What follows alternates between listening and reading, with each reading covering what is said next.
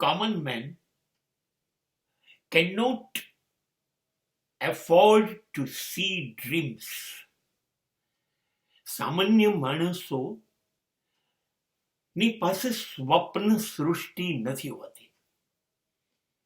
They cannot afford dreams. એ લોકો સ્વપ્નાઓ નથી જોઈ શકતા અથવા માત્ર સ્વપ્ન જોઈ શકે છે. બહુ જ સાચી વાત છે. એની પાસે જમીન ઉપર ઉભા રહેવાની જગ્યા માંડ છે ત્યાં સુધી એ આકાશમાં ઉડવાની કલ્પનાઓ કેવી રીતે કરશે? આ પૃથ્વી ઉપર સૌથી વધુ પીડાતો જો કોઈ માનવી હોય તો એ કોમન મેન, સામાન્ય માણસ છે. એને સવારે ઉઠશે ત્યાંથી સાંજ પડશે ત્યાં સુધીમાં કેવી રીતે જીવવું એ એના માટે એક મોટો પ્રાણ પ્રશ્ન છે.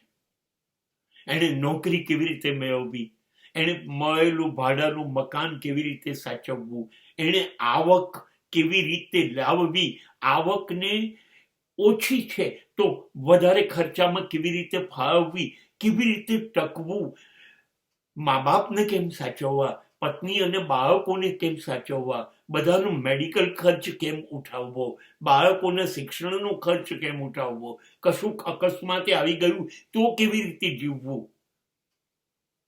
આ ઉપરાંત મોંઘવારી તો છે જે દિન પ્રતિદિન વધતી જશે અને આવક એટલી ઝડપથી વધશે નહીં. હજી બાકી હશે તો સરકારના કાયદાઓ, સરકારના કરવેરાઓ, અંતે તો સામાન્ય માણસો પર જ આવવાના છે. ભોગવવાનું તો એને જ છે. અને વધતા કરવેરા કે વધતા ભાવ વધારાઓથી ધનપતિઓ અને રાજકારણીઓ, મોટા માણસોને તો અસર થવાની જ નથી. અસર સામાન્ય માણસને જ થવાની છે.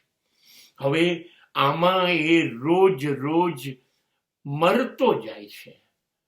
પોતાની લાશ પોતાના ખભે લઈને જીવતો હોય છે. ખાલી એને દફનાવવાનું બાકી હોય છે. એ થોડા વર્ષો પછી નક્કી થશે. એવા સંજોગોમાં એ કેવી રીતે સ્વપ્ન જોઈ શકે? એ કેવી રીતે સ્વપ્નની સૃષ્ટિ બનાવી શકે? અરે સાહેબ, લોકો રોટલો ખાય અને સાંજે 10-15 કલાક મહેનત કરીને આવેલો માણસ ઓટલા ઉપર જેવો પડે એની સાથે કોઈ જાય, સ્વપ્ન આવશે કેવી રીતે? અને જ્યારે સવારે થોડોક થાક ઉતરશે ત્યારે પાછી એની એ જ જિંદગીમાં એને દોડવાનું છે. આ માણસ કેવી રીતે સ્વપ્ન જોઈ શકશે?